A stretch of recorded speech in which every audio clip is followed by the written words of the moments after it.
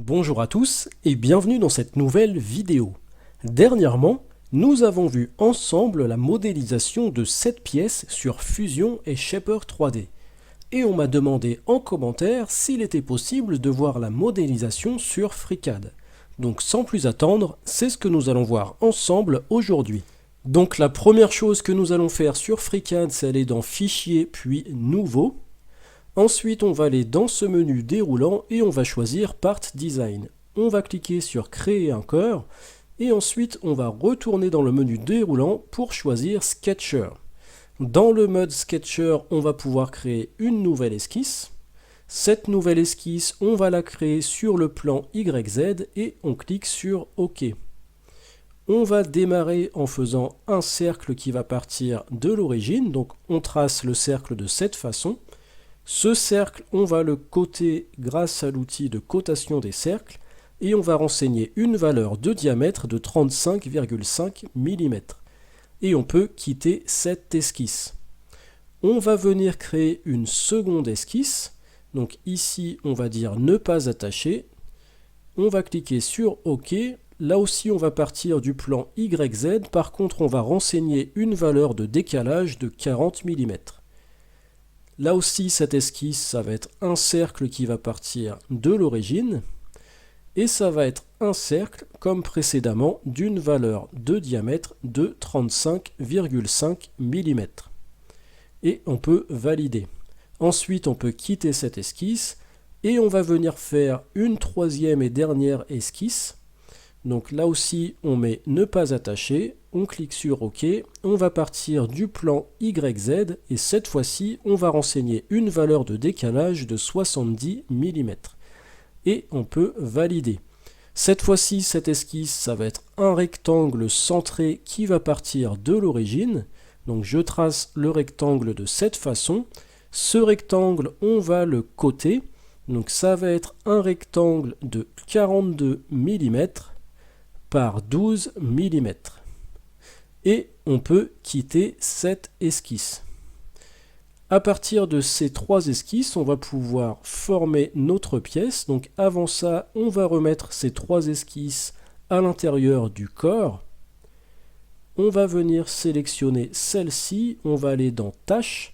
Donc là, on n'a pas les différentes tâches qui nous sont proposées. Pour ça, il faut retourner dans Part Design. Et là, on va pouvoir faire une protrusion. Ça va être une protrusion d'une valeur de 40 mm. Ensuite, on va sélectionner ces deux arêtes et de l'autre côté, ces deux arêtes. Et à partir de là, on va pouvoir faire des congés. Donc je choisis congé. Ça va être des congés de... Hop, on ne va pas pouvoir mettre 6, on va mettre 5,95. Et on peut valider. Ensuite, on va faire une petite rotation de notre pièce. Hop, de cette façon. On sélectionne ce cercle et cette face. Et à partir de là, on va pouvoir faire un lissage. Donc, on a un aperçu, on peut faire OK. Ensuite, on va sélectionner cette face et ce cercle. Et on va faire un deuxième lissage additif. Et on peut valider. On va ensuite sélectionner cette arête. On va pouvoir faire un congé d'une valeur de 6 mm de rayon. Et on va faire la même chose sur l'arête du bas. On va rajouter un congé de 6 mm. Donc là, on a la pièce qui prend forme. Ce qu'on va faire maintenant, c'est qu'on va les vider. Donc pour ça, on va sélectionner cette face et de l'autre côté, cette face et on va venir faire une coque.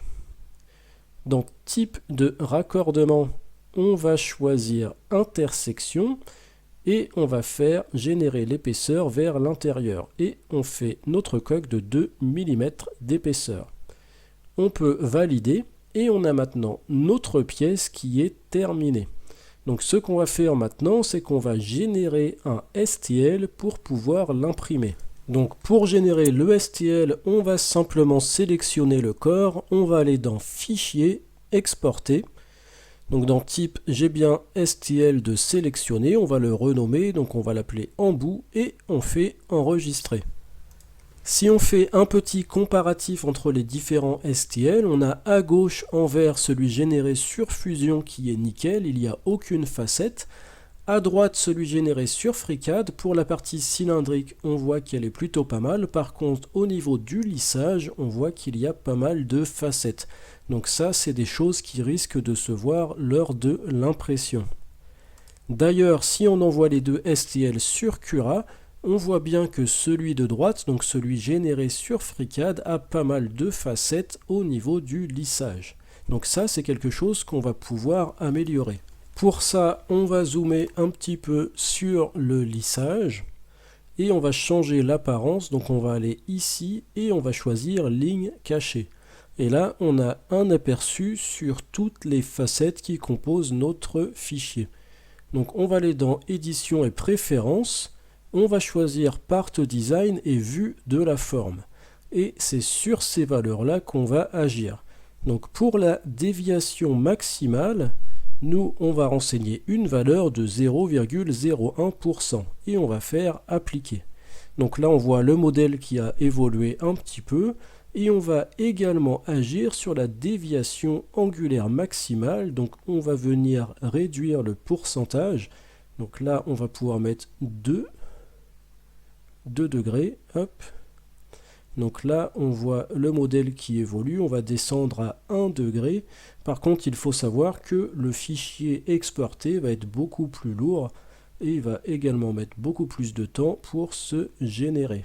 Donc on va s'arrêter ici à 1 degré. Ensuite, on va aller dans l'apparence et on va remettre comme actuellement. On va sélectionner le corps, on va aller dans Fichier et Exporter et on va exporter un nouveau STL, donc on va l'appeler Embout V2. Si on envoie le nouveau STL sur Cura, donc on va juste le redresser pour qu'il ait la même position que les autres, donc on va faire juste une petite rotation comme ça. Et si on zoome un petit peu, si on va voir le STL qui a été généré, on voit qu'il y a beaucoup moins de facettes. Donc on a à droite la première version et à gauche la nouvelle version. Donc on arrive sur un niveau de détail équivalent avec celui que nous avions généré sur Fusion. Donc voici la première version. Je ne sais pas si c'est perceptible à la caméra, mais en vrai on voit bien les facettes sur la partie lissage et on les sent bien au toucher. Ensuite, j'ai imprimé la seconde version, donc l'embout V2, et là, c'est nickel. Toutes les facettes ont disparu. Donc, c'en est terminé pour la vidéo d'aujourd'hui. J'espère que celle-ci vous aura plu et vous aura été utile. Comme d'habitude, je vous invite à liker la vidéo. Je vous invite aussi à laisser vos réactions en commentaire, notamment vos conseils sur la modélisation sur FreeCAD, car ce n'est pas le logiciel que je maîtrise le mieux. D'ailleurs, dites-moi si vous êtes intéressé pour d'autres vidéos sur FreeCAD. En attendant, je vous invite à me suivre sur mes autres réseaux, à savoir Instagram et TikTok. N'oubliez pas de vous abonner également sur YouTube pour les personnes dont ce n'est pas encore le cas. Et moi je vous dis à bientôt pour la prochaine vidéo.